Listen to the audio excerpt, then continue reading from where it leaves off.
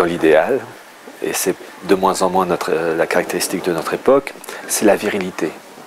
Alors quand je dis la virilité, c'est pas la virilité qui consiste à aligner les bouteilles de bière, même si j'en bois un peu trop, ou la vérité qui consiste à avoir un corps bodybuildé, c'est pas ça la virilité.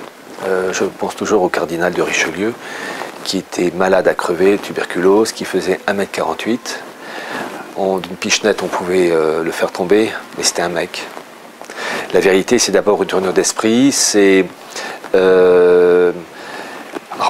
pour le père, c'est-à-dire sous-entendu le père à l'égard de ses enfants, puis le mari à l'égard de son épouse, c'est avoir un dévouement à l'égard de sa famille, une maîtrise de ses sentiments, de savoir, surtout quand on est jeune, éviter de batifoler à gauche et à droite. Ça aussi, c'est pas donné à tout le monde. Combien d'épouses trompées, combien de mariages qui ont été détruits parce que l'homme a été superficiel et il a aimé...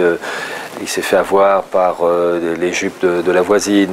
L'homme, c'est celui qui reste fidèle à sa femme, qui la respecte, qui la...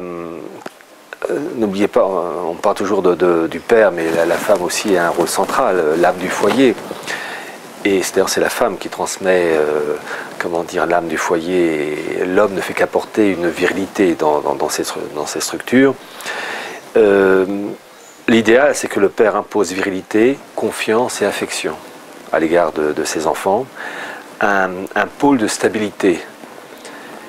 Et le problème, c'est une chose qui est de moins en moins visible.